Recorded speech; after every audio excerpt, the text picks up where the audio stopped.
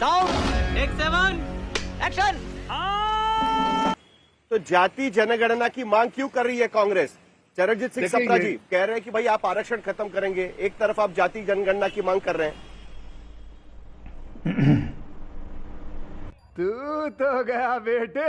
यही कहना चाहता हूं कि हाँ बोलिए बोलिए, पहुंच रही है, भारतीय जनता पार्टी ने ये जो नारा लगाया है कि बटेंगे तो कटेंगे, ये उनका एक एसओएस कॉल है, यानी प्राण संकट में है। ये उनको पता चल गया, कि अब ये चुनाव जीत नहीं सकते महाराष्ट्र राज्य का, और झारखंड का भी चुनाव नहीं जीत सकते। तो इसलिए इस तरह का इन्होंने नारा लगाया है। ये महाराष्ट्र के मुद्दों पर बात नहीं करना चाहते, ये ध्रुवीकरण करना चाहते। अभी बीजेपी के प्रवक्ता कह रहे थे कि प्रधानमंत्री आके एकता का संदेश दे रहे हैं। तो मैं कहना चाहूंगा कि बहुत देर कर दी सनम आते आते।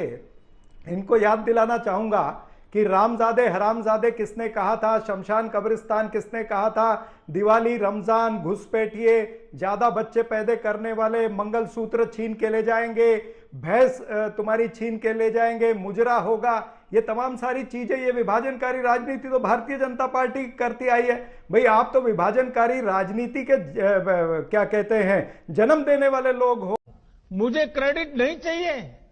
और आज आप ये बात कर रहे हो, लोगों को मिसगाइड मत करिए। ये महाराष्ट्र की भूमि छत्रपति शिवाजी महाराज के अनुयायियों की भूमि है। आपको यह भी याद दिलाना चाहूंगा कि महाराष्ट्र में आप लोकसभा में इसीलिए फेल हुए, आप ध्रुवीकरण करने गए, आप यहां पर फेल हुए। क्यों? क्योंकि ये छत्रपति शिवाजी महाराज की भूमि है, और छत्रपति शिवाजी महाराज का इतिहास आपको जान लेना जरूरी है कि उनकी सेना के अंदर 60,000 सैनिक जो थे वो मुसलमान थे, और 13 जो उनके कमांडर थे वो भी मुसलमान थे। मैं उनका नाम भी पढ़ के आपको बता देता हूं, सिद्दी हिलाल, दौलत खान, इब्राहिम खान, काजी हैदर, इब्राहिम खान बेग, ये तमाम सारे इतिहास पे नहीं जाते हैं ना। हाँ। जली ना, तेरी भी जली ना।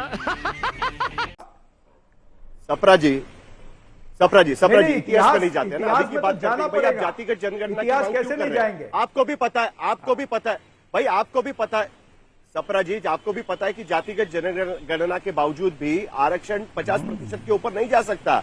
सुप्रीम कोर्ट मानने को तैयार नहीं है। बिहार में करके कोशिश करके देख ली, महाराष्ट्र में आप किस बिना पर उसको वादा कर रहे हैं? क्या आपको लगता है कि बीजेपी हिंदुत्व को साथ में लेकर हिंदू के वोट बैंक को बढ़ाने की कोशिश कर रही है, आप उसको छेदने की कोशिश कर रहे हैं? क्या इसके वजह से यह बात हो रही है? आखिरकार जातिगत जनगणना का क्या मतलब निकलता है? मेरे को जानता नहीं है। पहली बात देखिए साहिल जी, पहली बात तो यह है, ये सरकार इतना डरती है, और जब डरती है ये ध्रुवीकरण को आगे करती है। ये सरकार डरती है, डरती सरकार ने सेंसस ही नहीं कराया। हम तो जातिगत जनगणना कह रहे हैं, जनगणना ही नहीं करा रहे हैं। और हमारी ये जातिगत जनगणना की डिमांड जो है, ये मात्र महाराष्ट्र के लिए नहीं है, ये पूरे देश के लिए है। लोकसभा में भी हमारी ये मांग थी। ये भारतीय जनता पार्टी जातिगत जनगणना के खिलाफ क्यों है ये बता दे। ये खुलेआम कह देना कि हम जातिगत जनगणना नहीं करना चाहते। ये गोल गोल घूम के क्यों कह रहे हैं? फिर इनके जो अलायंस पार्टनर है, चाहे वो टीडीपी है या जेडीयू है या फिर ओम प्रकाश राजभर है, संजय निषाद है, चिराग पासवान है या अजीत पवार है, ये तो ये कहते हैं बटेंगे तो कटेंगे। अरे तो आपस में बटे हुए।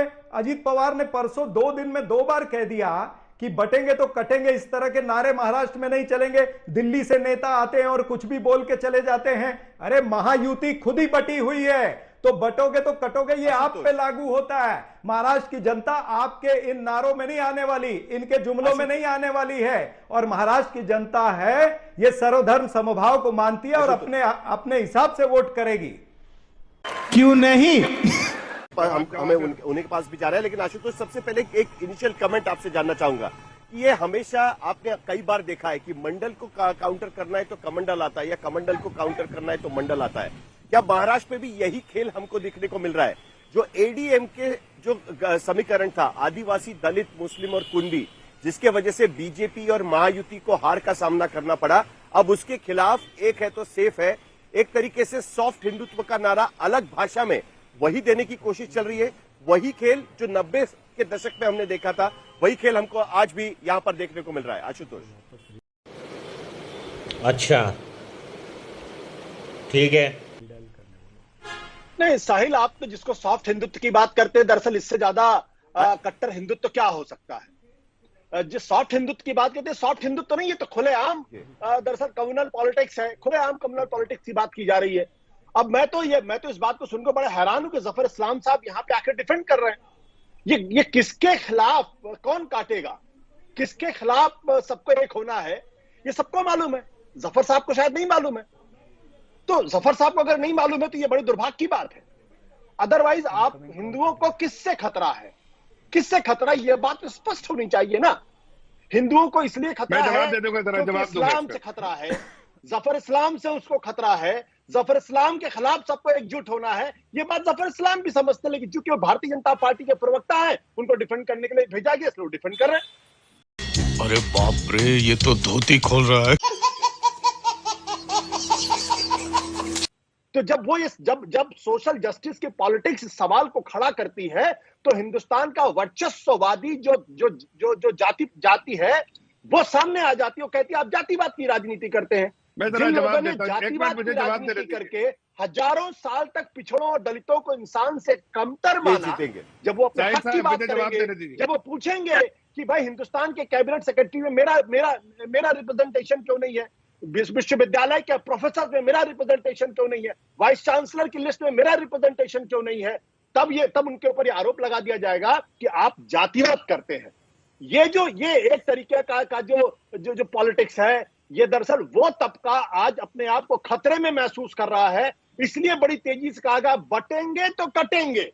भैया आपने बांट के रखा है, इतना छोटा पहले कभी नहीं हुआ होगा। सप्रा जी बोलिए। पहले कांग्रेस सप्रा जी, संगीत रागी जी, संगीत रागी जी आपका, अरे आपका संगीत रागी जी आपका संगीत, हाँ, अरे संगीत रागी आपका संगीत थोड़ा बंद करिए ना, आपका संगीत बंद करिए। देखिए कट्टर इस्लाम या जो भी है, ये सर्टिफिकेट संगीत बोलिए सप्रा जी, बोलिए संगीत रागी एक्सपोज हो चुके हैं कि यहाँ पर ध्रुवीकरण की राजनीति करना चाहते हैं। और वही मैं समझाना चाहता था, जो ये संगीत रागी जैसे लोग हैं, ये मिसगाइडेड मिसाइल है। राहुल गांधी क्या कर रहे हैं? मिसाइल है इनके पास में, कारतूस है, चला हुआ कारतूस है, ये चला हुआ कारतूस हर जगह नहीं चलेगा। काठ की हांडी बार बार नहीं चढ़ेगी, और काठ की हांडी महाराष्ट्र में बिल्कुल नहीं चढ़ेगी। ये महाराष्ट्र वो भूमि है, महाराष्ट्र वो छत्रपति शिवाजी महाराज की भूमि है, जिस भूमि पर कल्याण के सूबेदार की बहू भी अगर शिवाजी के पास आ गई थी तो उसे इज्जत से कल्याण के सूबेदार की बहू को भेजा गया था। अफजल खान, ये अनाप शराब बातें मत करिए। अफजल खान के साथ खड़ी होती है। कम से कम मर्यादा रखिए, थोड़ी मर्यादा रखिए। देखिए साहिल जी, मैं इतना ही कहना चाहता हूं कि महाराष्ट्र की राजनीति जो है वो विभाजनकारी राजनीति नहीं चलेगी महाराष्ट्र के अंदर। महाराष्ट्र के अंदर ये पुरोगामी महाराष्ट्र है, प्रोग्रेसिव महाराष्ट्र है। इसके अंदर भारतीय जनता पार्टी महायुति को अपने काम गिनाने पड़ेंगे। इनके पास गिनाने के लिए कोई काम नहीं है। आज महाराष्ट्र के अंदर महंगाई बढ़ी है, बेरोजगारी बढ़ी है, सभी आप कुछ भी बोलो, ये नहीं सुनने वाला। खत्म, bye bye, tata, good bye, गया।